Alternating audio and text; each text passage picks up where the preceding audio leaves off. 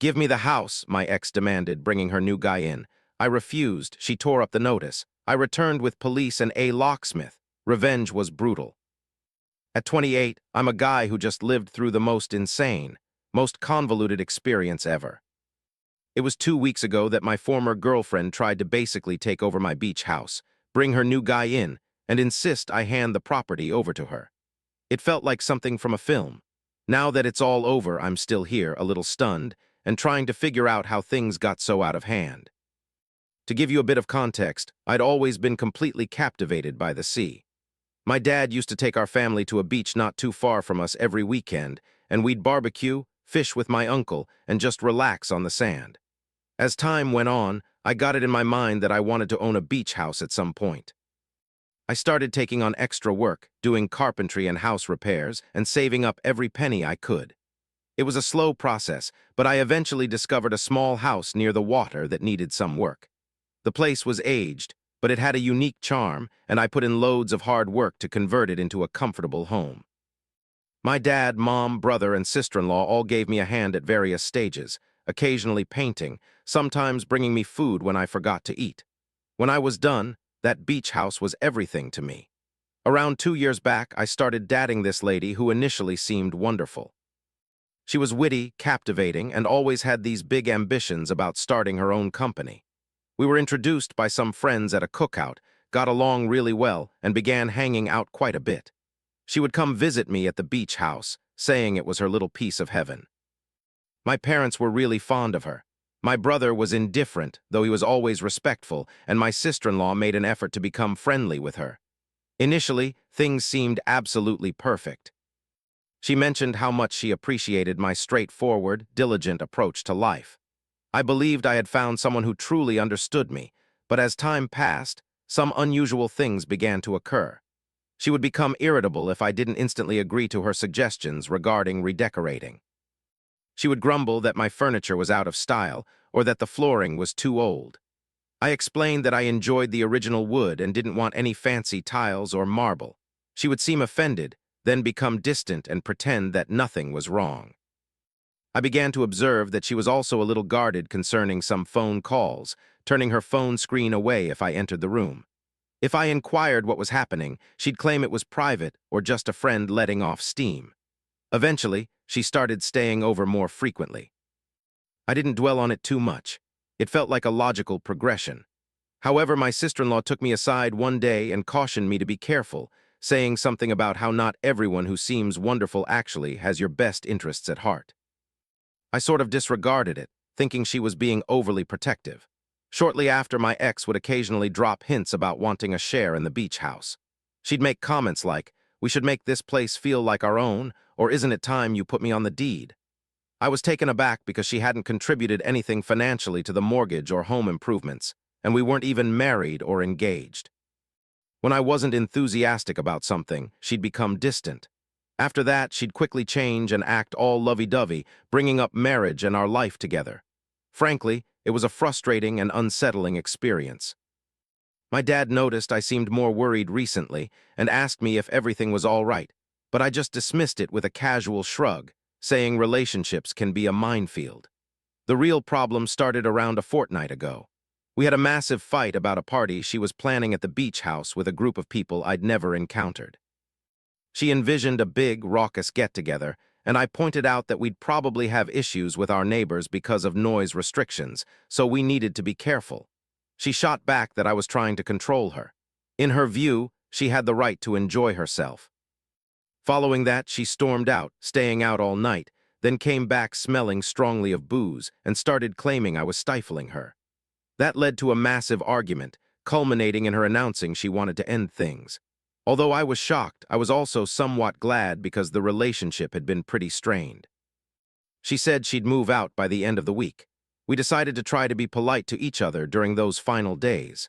A couple of days later, I got home from running some errands with my father. I drove up my driveway and saw an unfamiliar car parked outside. When I went inside, I found her with this new man she introduced as her boyfriend. She directly told me he'd be spending the night and that I should figure it out. I almost lost my cool. I yelled at both of them to get out of my house. She wouldn't budge, asserting she had rights since she'd been residing there and helped out with tidying and home improvements. Her new boyfriend chimed in, acting like I should just be okay with the situation, like I was somehow obligated to let them live there. I insisted they had to leave, yet she declared, "I'm not leaving until you give me the house." She added, "I deserve it." She insisted she'd spent 2 years transforming the place into her home, implying she now had some ownership. I was utterly stunned. I stated there was absolutely no way I would transfer ownership, and I wanted her out immediately. She threatened to involve the authorities. In that instant, my father's words surfaced in my mind. He told me never to create a situation that could be used against me. I departed, announcing I'd return shortly, and drove directly to my parents' house to explain everything. They were furious. My father told me to get legal advice immediately and to avoid any physical confrontation. He explained that since she was threatening to involve the police, I needed to legally safeguard myself. I reached out to a lawyer my uncle recommended, someone with expertise in property conflicts and renter situations. After listening to my account, he informed me that without her name on the house documents or a formal rental agreement, she couldn't legally stay. But he cautioned me that removing someone who's resided in a home can become complicated if they try to portray it as a landlord-tenant dispute. Thus, I had to be completely compliant with the law. He advised that we prepare a formal written warning requesting her departure, and if necessary, bring an unlawful detainer action to secure a court mandate. The following day, I returned with a written notice in my possession. I discovered a new boyfriend acting like he was the landlord, rearranging my belongings.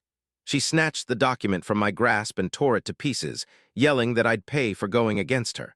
I took a long, slow breath and departed once more.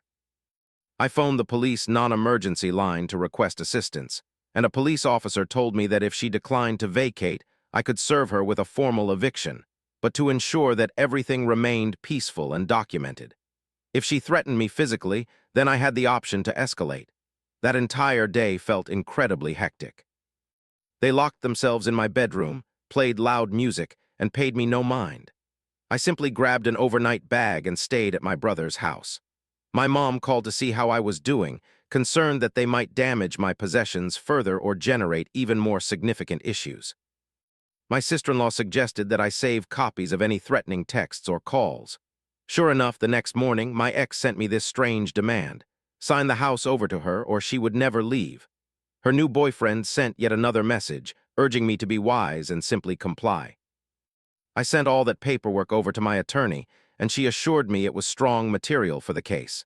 We immediately began the eviction process, claiming she was an unwanted resident who refused to vacate the property. Around that same period, I attempted to go back to look at the house again. I found out they'd replaced the locks. They'd essentially locked me out of my own home. I completely lost it and called the authorities, who then showed up and demanded they prove they had the right to live there.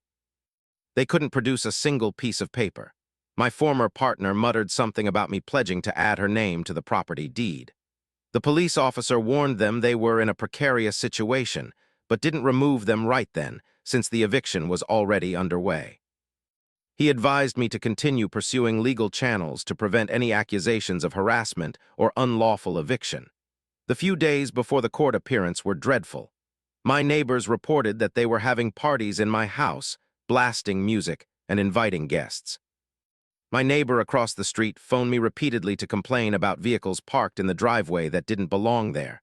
I felt completely powerless, but my lawyer assured me we would win this in court if I just remained calm. Eventually, a hearing date was established. I presented myself at the hearing with the property deed, mortgage documents, and all the text messages they'd sent. My dad came along to give me support, along with my mom. My ex and her new partner appeared and made an effort to appear self-assured. She went on and on about how she'd poured resources into the house, including buying some decorations and lending me a hand with small chores.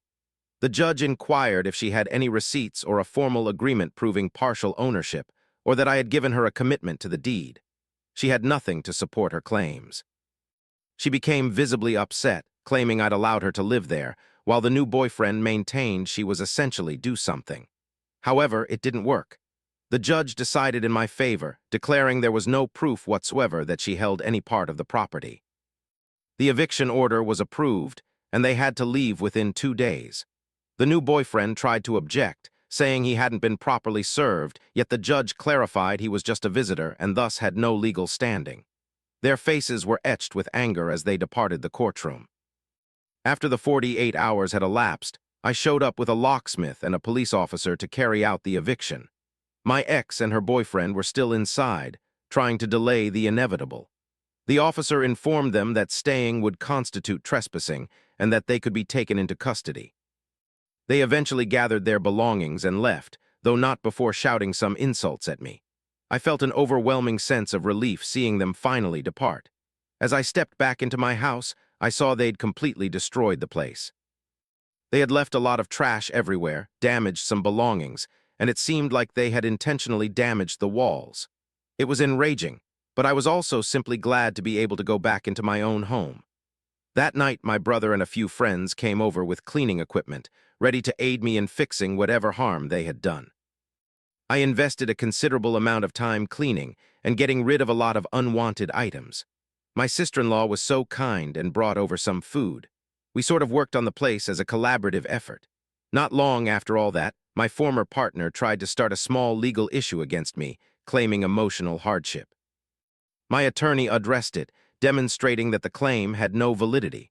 The court quickly dismissed the case. A friend of ours also told me that her new boyfriend had left her after he understood she wasn't going to get the house. This whole series of occurrences was just very odd and messed up, but it was logical that he'd leave once there was nothing in it for him. I learned she had been dating this guy for a number of months prior to bringing him into the house. That explained why she had been acting so distant and secretive, I guess. I felt like such an idiot for not realizing it earlier, but thankfully, I avoided an even more terrible outcome. My dad said you often only see people's true nature when money or possessions are at stake. He's absolutely right. I've spent the past 7 days fixing things that were broken, both in the physical and emotional sense. My parents stopped over to help me out, and my sister-in-law has been making sure I don't get too down in the dumps. My brother is still upset that someone tried to pull this on me, but he's happy I dealt with it using legal channels instead of losing control. It taught me a major lesson in the importance of safeguarding my well-being and what I own. The beach house now truly feels like it's my own again. I replaced the locks, scrubbed every inch, and threw away anything that brought her to mind. I've been considering some home improvements, perhaps giving some rooms a fresh coat of paint or strengthening the outdoor deck. Honestly, this helps me progress. It's fulfilling to reclaim a space after someone put so much effort into taking it away. Concerning my former partner, I have no idea what happened to her. I got some gossip from a mutual acquaintance that she's crashing on couches at the moment. I do feel a tiny bit of pity for her, but then I recall the way she behaved towards me and the things she tried to do. I suspect she'll manage okay. She's rather adept at finding folks to freeload off of. She cut off contact with me on social media, which suits me just fine. If there's a lesson to take from all this, it's to trust your instincts and be cautious about who you let into your personal space, especially your home. When she started insisting on being added to the property ownership documents, I should have been extremely cautious. Instead, I just dismissed it, assuming it was run-of-the-mill relationship drama. As it turned out, it was a huge warning sign. But as they say, you learn from your mistakes. I'm thankful my parents provided me with sound guidance, and my attorney ensured I won the legal battle instead of losing my home in some awful situation. It's been a truly difficult experience, and I genuinely hope you never have to go through anything like this. If you do, don't delay. Keep meticulous records, hire a lawyer, and safeguard yourself. I've found that people can be incredibly audacious when they believe they can get their claws on your possessions or funds. I'm simply grateful that I still have my beach house and can now move forward. The ocean is still there, the sand is still warm, and I can at last savor it without the dread of discovering squatters trying to take over again upon my return. I'm concentrating on reclaiming my serenity. My parents visit on the weekends for barbecues, my brother jokes about getting a security system, just in case, and my sister-in-law continues to remind me that I avoided a disaster. I suppose she was correct all along about feeling something wasn't quite right. But I'm finished with berating myself for not recognizing it earlier. The key thing is that I took command of the situation before it became irreversible. In any event, that's how my former partner attempted to seize my beach house and have her new boyfriend move in right under my watch. I had them removed through legal means, and now things are, at long last, returning to something resembling normalcy. Or at the bare minimum, as normal as things can get following an ordeal like this. If anyone reading this is experiencing a comparable scenario, please remember that you possess rights as a property owner, and nobody can just casually stroll in and pilfer what you've toiled so diligently for. While it could require some legal documents and a bit of time, it is beneficial to stand your ground. Be cautious out there, and trust me, never assume that people won't attempt something crazy just because it seems unimaginable. I acquired that particular piece of knowledge the hard way.